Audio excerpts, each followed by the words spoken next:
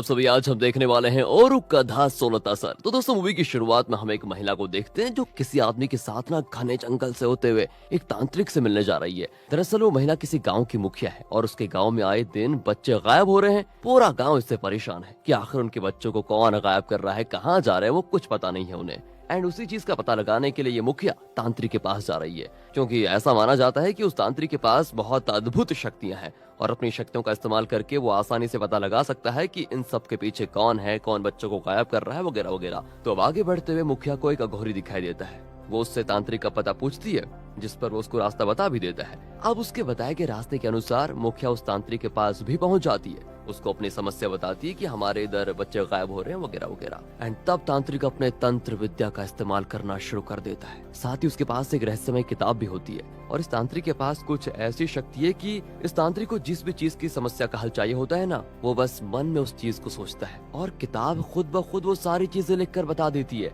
And तब उस किताब की मदद से तांत्रिक को पता चलता है कि इन सब के पीछे एक बहुत ही खतरनाक डायन का हाथ है। वो गांव के बच्चों को चुरा कर उनके बलि देती है ताकि खुद को हमेशा जवान रख पाए। उसने अपनी जवानी के जाल में राजा को फंसाकर उनका सारा राजपाट छीन लिया, लेकिन अब तक उसका लालच कम नहीं हुआ। वो आज भी राजा की तरह और भी बकरों की तलाश में है और इसके लिए उसे अपनी सुंदरता को बरकरार रखना पड़ता है। और यही वजह है कि वो बच्चों की बलि देकर उनका दिल खा जाती है, जिससे वो हमेशा जवान रहती है। अब जब ये सारी बात उस मुखिया को पता चलती है तो उसके तो होश ही उड़ जाते हैं भाई। वो तांत्रिक से पूछती कि तो हम उस डायन को कैसे रोक सकते हैं फिर? तांत्रिक कहता है, उसे तुम मैं कोई नहीं रोक सकता, लेकिन हाँ, आज से कुछ दिनों के बाद चांदनी रात को एक बच्चा जन्म लेगा जो उस डायन को खत्म करेगा। तुम बस उसी का इंतजार करो और उस दिन तक तुम्हें गांव के बच्चों की रक्षा करनी है। ये सुनकर मुखिया तांत्रिक का धन्यवाद कहकर वहां से चली जाती है और कुछ टाइम के बाद का सीन दिखाते हैं जहां उस तांत्रिक की तबीयत कुछ ज्यादा ही खराब हो जाती है, क्योंकि उसका अंतिम समय भी करीब आ चुका था ना।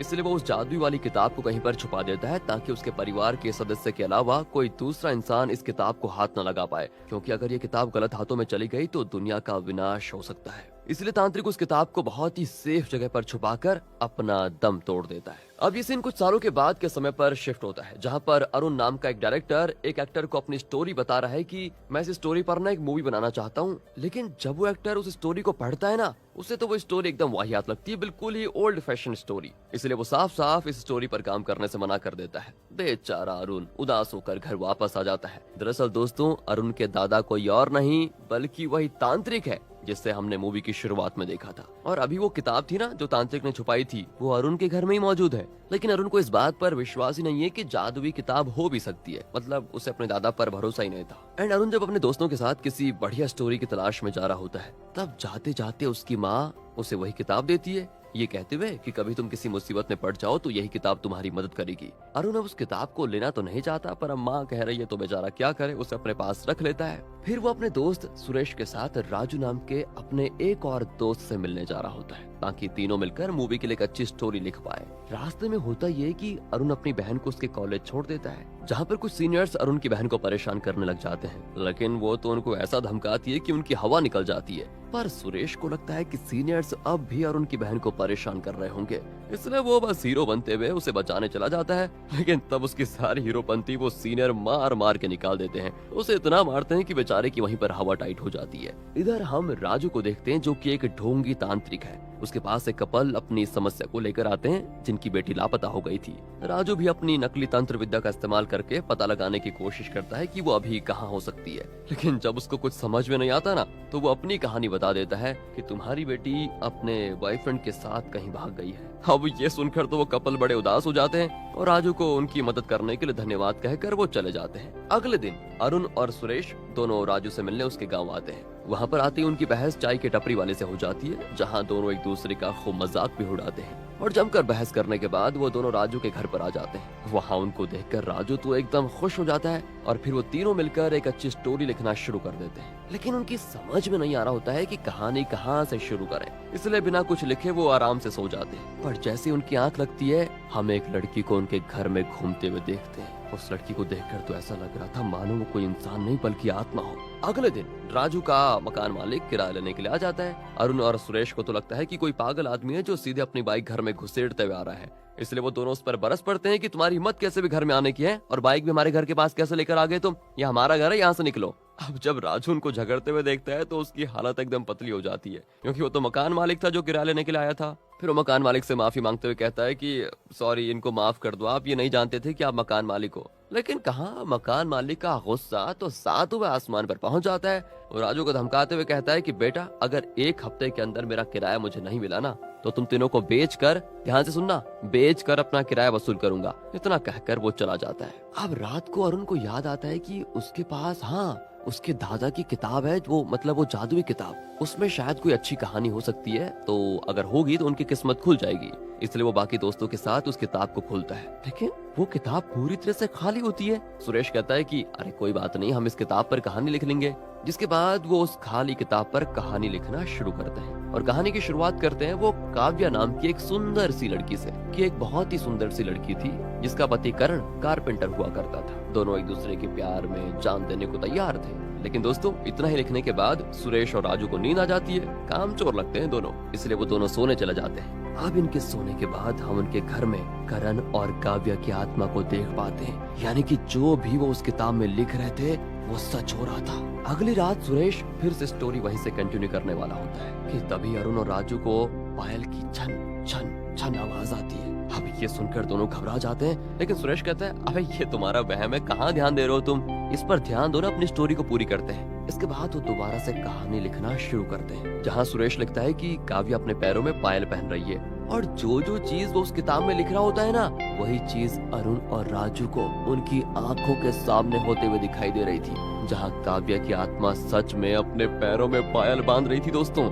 और वहीं करण वो भी मौजूद था वहाँ पर। ये देखकर तो दोनों दंग रह जाते हैं। उनकी समझ में नहीं आता कि हम जो लिख रहे हैं वो सच कैसे हो सकता है, कहीं ये कोई सपना तो नहीं। इसीलिए अगले दिन अरुण और राजू दोनों एक दूसरे से बात करते हैं इस बारे में कि अगर सपना हुआ तो दो लोगों को यार एक जैसा सपना थोड़ी आएगा, थोड़ा बहुत अंतर तो होना चाहिए। और दोस्तों, अगर कभी दो लोगों को एक जैसा सपना आ भी जाए तो जो चीज वो देखते हैं कम से कम उनका हुलिया तो अलग होना ही चाहिए। लेकिन नहीं, हैरानी की बात तो यह है कि अरुण और राजू काव्या का हुलिया एकदम सेम बताते हैं। इससे दोनों को यकीन हो जाता है कि भाई ये कोई सपना नहीं था, कुछ बहुत ही खतरनाक चीज थी। ये दोनों सुरेश से पूछते हैं कि एक बात बता, तुझे भी हमारी तरह काव्या और करण दिखते हैं क्या घर में? क्योंकि जब तुम कहानी लिख रहे थे ना कल को, तो उस समय हमारे सामने यार वो दोनों खड़े थे। ये सुनकर तो सुरेश भी हैरान रह जाता है कि तुम कह क्या रहे हो, पी रखी है क्या तुमने आज? मैंने तो किसी को नहीं देखा। लेकिन दोस्तों, अब होता यह है कि जब दो दोस्त कह रहे हैं कि हमने किसी को देखा, तो तीसरा भी सोचता है कि यार मैं क्यों नहीं देख पाया। और ये तो छोड़िए, अरुण और राजू सुरेश से ये भी कहते हैं कि तुम्हें पता है काव्या बहुत ही सुंदर थी। अब ये सुनकर सुरेश को थोड़ा जलन भी होती है कि यार इन्होंने इतनी सुंदर लड़की देखी और मैं नहीं देख पाया। अब सुरेश सोचता है कि मैं और अच्छे तरीके से काव्या की सुंदरता को इमेजिन करके लिखूंगा। और जब वो लिखना शुरू करता है ना, तो वहाँ पर पहले से कुछ एक्स्ट्रा लाइंस लिखी होती हैं कि काव्या और करण एक दूसरे को फ्रूट्स खिला रहे हैं, लेकिन खिलाने के बाद वो उसी फ्रूट्स काटने वाले चाकू से एक दूसरे पर हमला भी कर देते हैं। हमले से उन्हें कुछ तो नहीं होता, पर मजा बहुत आ रहा होता है। अब ये पढ़कर वो हैरान रह जाता है, उसकी समझ में नहीं आता कि ये लाइन किसने लिखी है, हमने तो लिखी नहीं। तभी दूसरे कमरे से उसे कुछ आवाजें आती है। वो तुरंत वहाँ पर जाता है। ओह माय गॉड, वहाँ पर काव्या और करण एक दूसरे को फ्रूट्स खिला रहे होते हैं और उसी चाकू से हमला भी कर देते हैं। पर बेचारा सुरेश अब भी काव्या को देख नहीं पाया। अब ये सारी चीजें होते हुए देखकर वो लोग डिसाइड करते हैं कि ये सब कुछ इस किताब की वजह से हो रहा है। आगे चलकर कहीं हमारी भी जान को खतरा ना हो जाए, इसलिए बेहतर यही होगा कि हम इस किताब में कुछ ना लिखें।